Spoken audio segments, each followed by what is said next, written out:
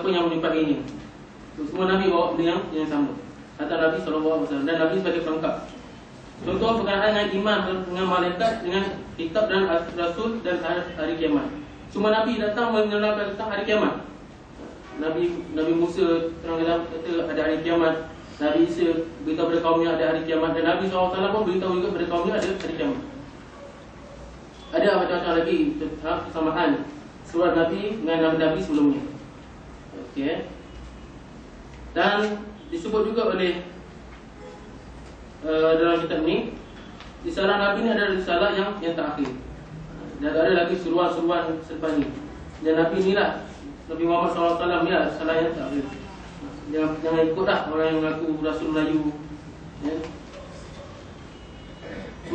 Bagaimana firman Allah Subhanahu Wa Taala, maka Muhammadun aba ahli min rijalikum walakin Rasulullah wa khataman nabiyyin. Nabi ini sebagai penutup para nabi. Okey. Dan bagaimana Allah kita kadang-kadang contohnya dalam perkara kan, pada zaman Nabi pernah berlaku peristiwa ataupun pertembungan di antara golongan-golongan ahli kitab. Jadi ahli kitab ni, diorang ni dah tahu sebelum ada Nabi SAW, mereka ni dah datang ke Madinah, dah datang ke tanah Arab, kerana dia kata di situlah akan lahirnya Nabi akhir zaman. Tapi bila dapat tahu Nabi ni di kalangan di kalangan orang Arab, kan? Bukan di kalangan bangsa Yahudi, maka ahli kitab ni pun akhirnya mula-mula ikut Nabi. Akhirnya dia pun bertanggaan dengan Nabi SAW. Sedangkan Nabi pun bawa syariat sama seperti mana Nabi-Nabi mereka bawa, kan?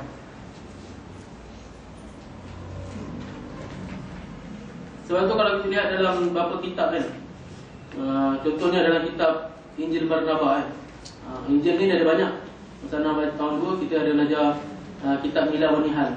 Kitab tu berkenaan perbandingan agama lah, antara Yahudi, Nasrani. Jadi dalam tu ada Injil yang paling dekat dengan Injil yang asli daripada Injil Barnabas. Dia ada Injil Matius, Markus. Ada banyak-banyak. Dulu kita hafal benda tu, kita dah ada hafal. Jadi Injil Barnabas ni ada satu kalimah yang disebut Muhammad. Dalam Injil tu ada disebut kalimah Muhammad. Maknanya kitab-kitab sebelum ni dah terangkan, Zabur, Taurat, Injil dah sebut tentang peristiwa ataupun kisah berkenaan Nabi Muhammad SAW. Dan dalam kitab Bible cetakan King Solomon, versi King Solomon, dia ada kalimah Muhammadin yang maksud yang terpuji. Dia terjemahkan pada bahasa Melayu yang maksud yang terpuji. Di dalam kitab Veda juga ada juga kalimat Ahmadin ataupun Mahmid. Ada banyak lagi beberapa kitab. Buddha pun ada kalimat nama dia Maitreya. Bila Maitreya tu maksudnya pembawa rahmat dan terpuji. Jadi itu merujuk kepada Nabi SAW. Di mana ahli kitab ni mana tahu ada Nabi akhir zaman, tapi bila dia tahu Nabi itu bukan dari kalangan mereka, akhirnya mereka pun tak beriman dengan Nabi SAW. Sedangkan mereka tahu. Kisah ahli kitab ni banyak kisah. Semuanya syariat Islam ni bersifat al-asalah wal qulub, bersifat tulen dan kal. Jadi syariat Nabi SAW ni apa dia tulen? Jadi syariat ada dua. Pertama yang berdasarkan pada Al-Quran, yang kedua berdasarkan pada As-Sunnah. Jadi Al-Quran ni sebagai masdar awal, sebagai sumber utama dalam syariat Islam. Bagaimana firman Allah Subhanahu, inna nahnu nazzalna dzikra wa inna lahu lahafizun. Jadi Al-Quran ni dari dulu sampai sekarang tak ada orang yang nak cuba untuk menyeleweng. Memang ada orang nak cuba menyeleweng Al-Quran ni. Orang ada buat surah Al-Fil. Kan, surah Katak. Surah Al-Fil ada dalam Al-Quran. Surah Katak. Mata dia besar. Macam-macam lah kalau kita tengok dalam bahasa Arab tu. Nak baca pun kelakar. Surah Katak. Macam-macam lah. Jadi Al-Quran ni kekal sampai kita sampai pada dijaga oleh Allah SWT lebih kurang 15 kurun. Sampailah kepada kita. Lafaz dan makna tetap sama. Dijaga oleh para ulama, para penghafaz Quran. Jadi untunglah kalau siapa yang ada hafaz Quran 30 juzuk ni, yang panggil Al-Quran bergerak. Jadi musuh-musuh Allah ni, mereka sentiasa mencuba untuk mengubah Al-Quran lah, tapi tak berjaya. Tak berjaya. Sebab tu kalau anak lihat satu video yang Ahmadinejad. Dia berdebat dengan seorang Kristian Padri. Dia baca Al-Quran. Dia baca satu Bible. Bible tu dalam tema bahasa Inggeris. Jadi Bible tu dia tambah-tambah masukkan ayat. Masukkan ayat. Lepas tu dia kata kat Padri tu, engkau apa Bible? Kau cuba terangkan berapa kalimah aku masuk dalam petikan aku baca Bible ni. Lepas tu Padri tak jawab. Kata aku masukkan kalimah dalam petikan Bible ni lebih kurang 20 kalimah.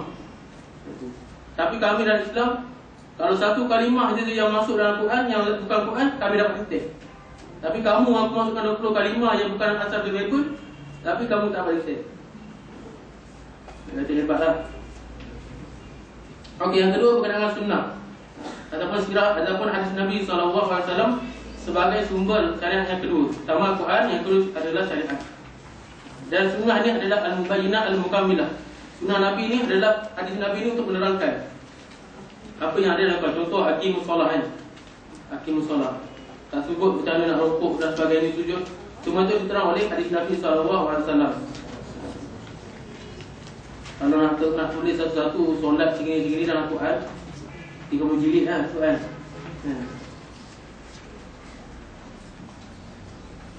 Okey.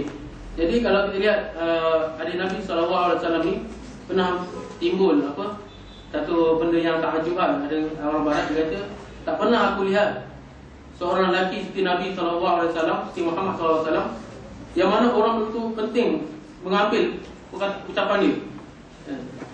Ucapan dia semua orang rakam, dan lepas tu dijaga pula daripada penyelewengan, daripada diseleweng ucapan Nabi SAW.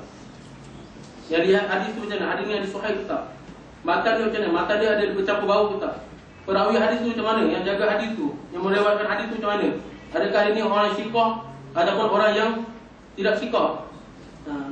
Kecil diri pun tak siqah. Kalau kita riwayat hadis memang hadis tu dhaif lah. Dan kadang-kadang siqah ni yang tak pernah kecil diri, yang jauh dari dosa besar, dosa kecil pun tak yang buat. Bayang gitu sekali hadis Nabi SAW dijaga sampai kita pada hari ini. Okey, sebenarnya ada akhir adalah sifat syariat Islam adalah al-adlul mutlaq, keadilan yang terjaga.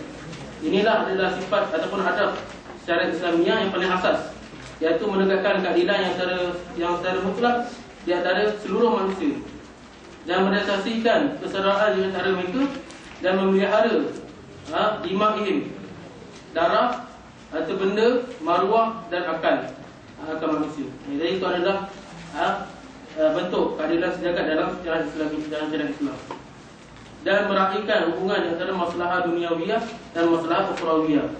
Sebab tu mereka yang hari ini, kalau contoh mereka yang berzina, walaupun dikenakan hukuman dekat jahanan, kena hukum, kena penjara, tak dalam Islam, di akhirat mereka akan ditutup oleh Allah SWT. Kerana hukum Islam ni, hukum Allah ni adalah hak Allah SWT. Kalau dia kena hukum di dunia, maka di akhirat dia terlepas, dia bersih daripada dosa dia. Okey, jadi itu ada maqasid syariah. Maqasid syariah itu ada 5 tu: agama, jiwa, akal, keturunan dan harta. Itu adalah maqasid, tujuan syariat diadakan untuk menjaga 5 perkara itu. Okey. Seterusnya berkenaan dengan syahadat ala silahiyah al-syariah, berkenaan dengan penyaksian pesan daripada syariat Islamiah. Dia ada 3 perkara. Pertama, mesti ada berkenaan dengan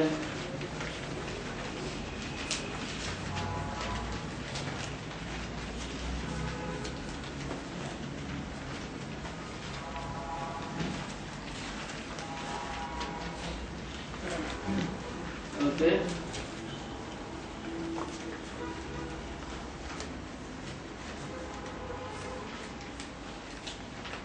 Okey, disebut dari itu si Abdul Qadir Audah. Itu bukan Abdul Karim sebenarnya. Abdul Qadir Audah, orang ikhwan. Dalam buku dia Abdul Qadir, bukan Abdul Karim. Jadi di dalam undang-undang syariah ni yang disebut oleh Syekh Abdul Qadir Audah ni, dia ada mementingkan beberapa perkara. Pertama dengan konsep kesamarataan. Jadi dia kata konsep kesamarataan ini orang barat baru kenal pada kurun yang ke-18 ataupun ke-19. Sedangkan hukum syariat Islamiah ini dikenalkan oleh 1500 tahun yang lalu. Dan bagaimana firman Allah SWT, ya ayyuhallazina amanu inna khalaqnakum min dzakarin wa unsa ila akhir. Dalam Islam berkenaan dengan an-nadhariyat al-hurriyah, konsep kebebasan. Orang hari ini pun nak kenal apa itu kebebasan. Sedangkan Islam dah sebut kebebasan ni lama dah. Konsep an-nazariyat ataupun konsep yang berkenaan syura. Benda ni barat orang dah sebut lama berkenaan syura. Adapun dia kata faqat arafa mabda syura. Adapun barat mengenai syura pada tahun yang ke al-qarnul sabi'asar, pada tahun yang ke-17. Barat baru kenal syura tahun ke-17. Sedangkan Islam dah kenal lama dah. Begitu. Dia kata ni Perancis dan Inggeris kenal syura pada tahun yang ke-17. Adapun Amerika kenal syura pada tahun pertengahan kurun ke-18. Kurun ke-18 bahawa mereka kenal syura. Islam dah lama dah memperkenalkan sistem syura ni. Itu macam-macam lagi lah contoh yang disebut Islam mendahului daripada barat. Masalah berkenaan hutang, masalah berkenaan dengan hak penyediaan, masalah berkenaan dengan kehakiman. Islam dah sebut lama dah, 1400 tahun dulu, tapi barat baru mengenali. Contohnya ada juga berkenaan dengan, kalau kita lihat dalam itu berkenaan dengan juga ada beberapa perkara yang diakui oleh persidangan berkenaan dengan talak kan. Kalau kita dapat dibaca lah berkenaan dengan talak, itu akhirnya salah satu persidangan diadakan di Itali pada tahun 1968 di dalam Muktamar Al-Qanun Ad-Dawli Al-Qasr, persidangan perlembagaan antarabangsa yang khusus. Sedang khusus kanun perlembagaan antarabangsa. Jadi dalam tu akhirnya mereka bincang-bincang. Akhirnya dia kata talak itu satu kaedah yang memelihara wanita pada dizalimi. Dia bincang-bincang akhirnya mengakui talak. Ada beberapa perkara lah berkenaan dengan begitu juga dengan orang-orang pakai ekonomi. Orang-orang berdaya pakai ekonomi buat persidangan.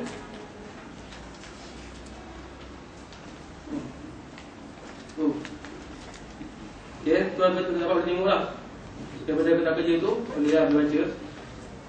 Okey, anak-anak sebenarnya berkenaan dengan pasal yang ketiga lah. Jadi dalam pasal yang ketiga ni, kita boleh lihat lah bagaimana sejarah. Ada sebagian orang mengatakan, dia bukan tafsir ada sebagian orang mengatakan Islam ni tak akan maju kan. Islam ni tak akan maju seperti barat. Kalau Islam nak maju juga di barat, dia kena mengasingkan agama daripada urusan pemerintahan. Jadi artinya Syekh Abdul Nasir Doan menjawab, jawapan terhadap perusahaan antara agama dan pemerintahan. Dia terangkan tentang sejarah. Sebenarnya apakah peristiwa yang berlaku di barat, di Eropah begitu. Jadi itu bagaimana pendiri agama ni mencampuri ataupun menguasai kerajaan, menguasai siasat. Berlakunya kepasadan yang besar. Padahal dia ada mahkamah lain, mahkamah khusus. Rakyat kena mahkamah sekian. Rakyat dikenakan cukai yang banyak, padahal kena cukai yang sikit. Padahal dia berikan keampunan dosa macam-macam lah dalam barat. Akhirnya dia kata berbeza pula dengan Islam. Adapun orang agama ataupun rijal bidin, dia kata rijal bidin patrilian dalam Kristian, tapi dalam Islam rijal bidin ni ulama. Jadi kata ulama lain. Ulama dia hanya membantu. Maksudnya dia bukan ulama ini dia hanya membuktikan tentang ilmu Islam, ulum tentang fiqh, ibadat, akhlak dan sebagainya. Tapi dalam masa sama dia membantu negara, dia membantu masyarakat. Mana yang boleh, mana yang tak boleh. Kalau ada yang zalim, dia akan tegur. Yang ini tak boleh. Berbanding dengan diri, dia sendiri yang buat zalim. Dia sendiri yang buat zalim. Okey ya. Sebab tu kalau kita lihat dalam agama-agama lain ni, kadang-kadang tak boleh tak masuk akal. Kita fikir padri diorang tak boleh kahwin. Sedangkan ikut kahwin ni hak Syekh Lisan kan. Kita kecantikan hak Syekh Lisan kan. Kahwin ni pun hak si insan. Kita balik kenapa padri tak boleh nak kahwin? Budak, suami budak tak boleh makan pau kalau dalam cerita solin tu. Suami tak boleh makan pau daging. Kena take pau sayur kan. Muka macam sayur kan. Jadi dalam itu dalam barat ketika itu sehingga muncullah satu kalimah daripada seorang orang kata Baba Georgius. Baba ni maksudnya kalau kan ni pop kan, pop. Dan baru pop Benedict. Kan? Jadi Baba Georgius ini dia kata apa? Gereja adalah tuan kepada pimpinan. Adapun raja sebagai penyokong kepada kepimpinan, siasat, penyokong kepada siasat. Gereja adalah tuan siasat, raja adalah penyokong siasat. Dia ada itu. Dan aku ni, bapa ni adalah pusat kepada siasat ni. Semua perkara dalam aku. Jadi berlakulah akhirnya timbul tak puas hati di kalangan Eropah ketika itu. Bermulanya pada revolusi Perancis. Revolusi Perancis akhirnya jatuhlah kuasa gereja lah. Kuasa gereja misalnya. Okey, jadi maknanya padri itu menguasai negara. Gereja menguasai lebih kurang 1 tahun lebih. 1 tahun lebih. Akhirnya sehingga timbul satu kalimah lah. Kalimah yang itu ada slogan di antara mereka. Dia kata apa? Cukup pulanglah kamu ke gereja, kamu cukup dengan ibadat kamu. Cukup gitu. Hanya timbullah dia kata pada kata kalau nak maju kena asingkan Islam daripada urusan permintaan. Sebagaimana kami buat pada gereja, diasingkan daripada urusan permintaan. Itu antara betul-betul tasdik ataupun serangan-serangan yang apa? Dia orang cuba masuk dalam Islam. Jadi disebut juga oleh Syekh Abdul Aziz Luan, lebih kurang zaman gereja wanita itu lebih kurang 9 juta rakyat itu korban. Jadi orang alim-alim di kalangan mereka ni golongan cik pandai dibunuh. Padri ni masa gereja pemerintahan Eropah itu, mereka yang mencetuskan perang salib. Bahkan mereka juga mencetuskan peperangan di antara mereka. Ada yang tak puas hati kelompok yang tak puas yang berkhilaf dengan mereka memerangi. Macam-macam dia buat. Begitu juga dengan golongan orang cik pandai macam Galileo, Albert, Roger Bacon dan sebagainya. Itu kita dapat dibaca dalam sejarah zaman Eropah. Dan akhirnya kuasa gereja ini jatuh pada Saura Francia pada tahun 1789, sehingga slogan mereka Yarji'u ila amkanikum, pulanglah kamu wahai padri ke tempat-tempat kamu kan. Wanzu fi ma'abrikum, cukuplah kamu jaga gereja je. Wala tada'udu ta'alim, jangan kamu cuba nak mencampuri urusan pembelajaran. Alati ja'a biha, sehingga datangnya Al-Masih. Itu antara lebihnya ni lah. Dan akhirnya mereka mengajarkan pada dia pada siasat, daripada siasat. Dan mereka ada satu slogan baru, ma li Kaisar li Kaisar. Apa untuk Kaisar, Kaisar. Wa ma lillah lillah, apa yang untuk Allah, Allah. Maksudnya untuk raja, untuk Tuhan lah, kasihkan dulu. Itu adalah semua slogan je lah. Okey. Jadi itu berbeza lagi dengan ulama lain. Ulama mereka yang berada dalam Islam, mereka lebih fokus pada fiqh, ibadah sebagainya, ilmu. Tapi dalam masa yang sama mereka juga memandu atau memberi tunjuk ajar kepada yang mereka di bahagian siasat. Kerana ulama juga akan dipertanggungjawabkan oleh Allah Subhanahu Wa Taala di akhirat nanti.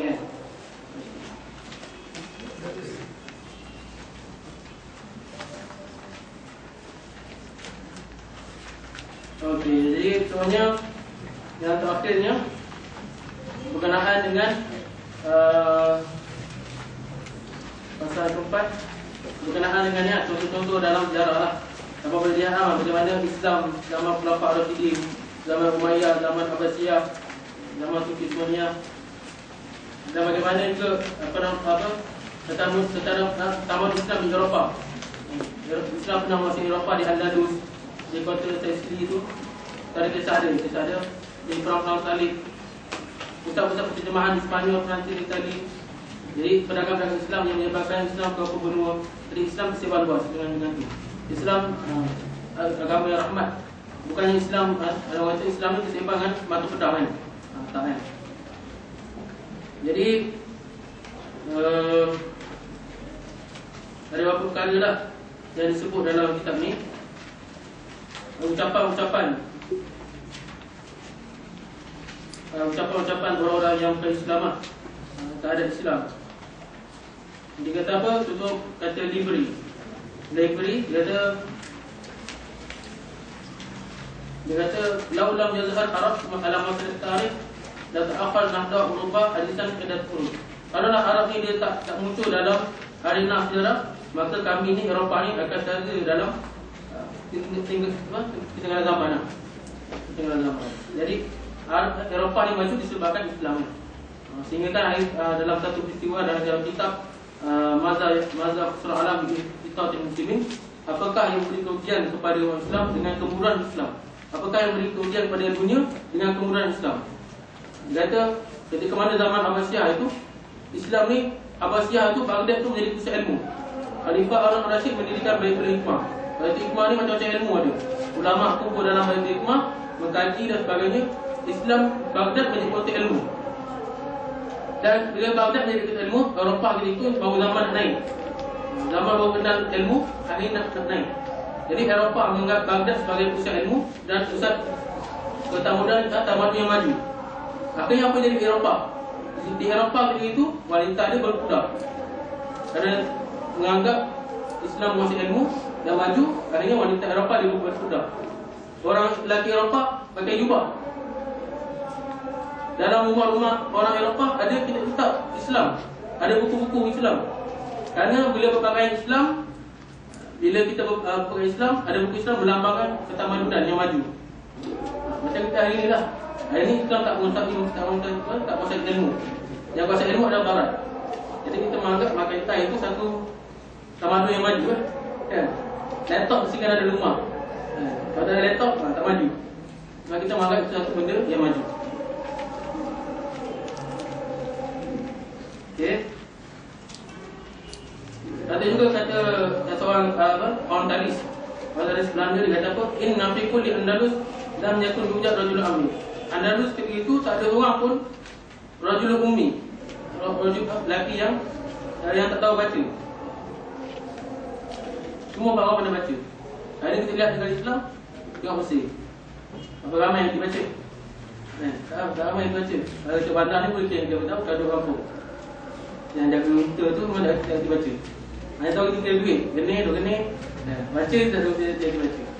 Sebab tu fungsi Al-Azhar dia mesti wakaf. Sebab dia nak keluarkan ayat Mesir ni daripada kelompok yang butuh huruf. Mesir ni negara Islam yang paling banyak butuh huruf. Tak boleh baca, tak boleh menulis. Jadi Al-Azhar ni fungsi wakaf, semua orang boleh masuk. Yang terjalnya, yang otak merah, semua masuk itu. Bagi kita percuma untuk supaya mengeluarkan golongan-golongan yang butuh huruf. Jadi Eropah pendidikan percuma, maju. Kita masih lagi berbayar. Ini kali lah. Jadi sahabat-sahabat Allah Subhanahu Wa Taala, itulah sedikit banyak berkenaan kitab Al-Islam Syariat Zaman memakan yang anda dapat tentangkanlah pada para sahabat. Dan mungkin ada beberapa masa sikit anda nak gunakan tentang Berita Syekh Abdul Wahid Ridwan.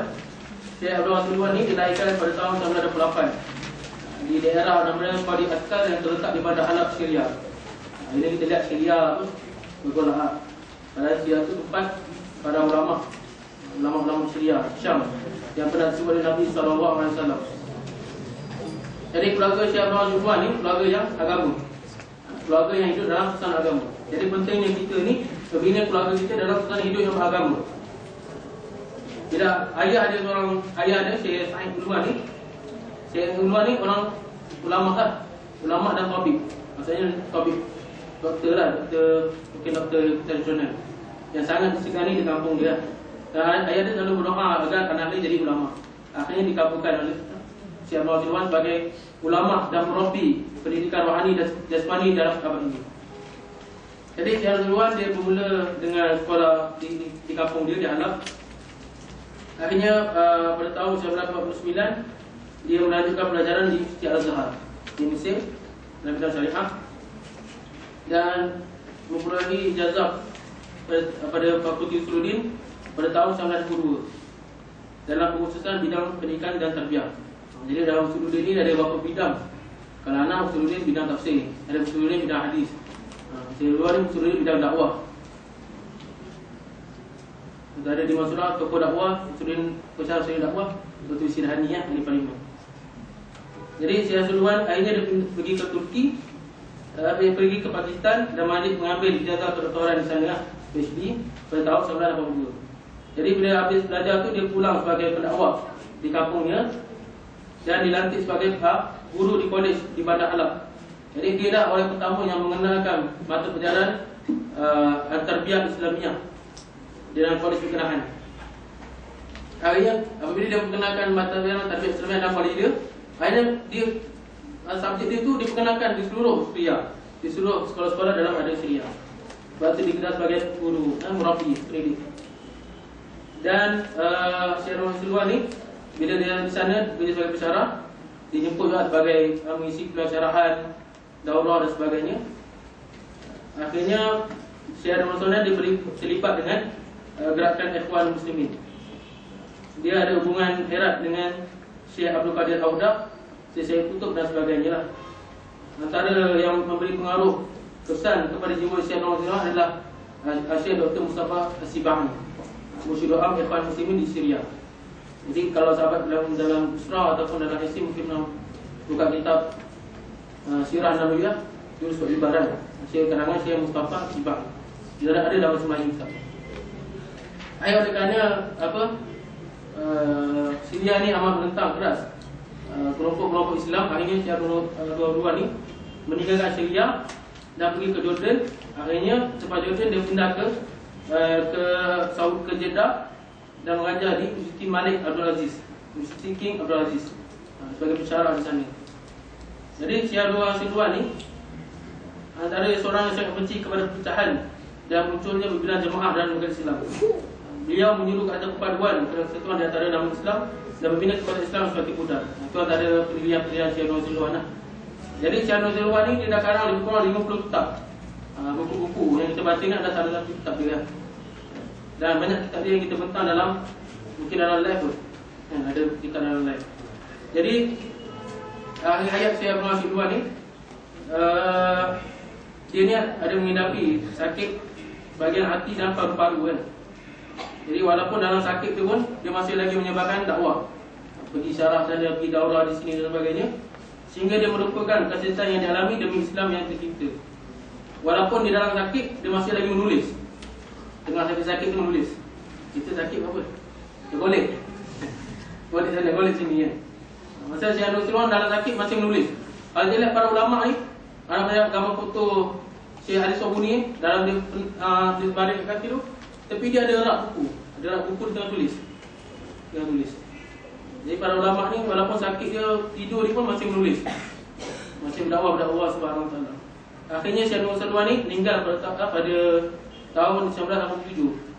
1987 pada jam 9.30 pagi dikemumikan di Mekah. Solatnya jenazah ni disolat dihadiri oleh ulama-ulama seluruh dunia. Dan pemikiran dia satu bilangan yang besar dalam Islam. Jadi itu sedikit banyak berkenaan biodata Syekh Sulaiman. Jadi mungkin maknanya boleh sesuatu internet apakah Syekh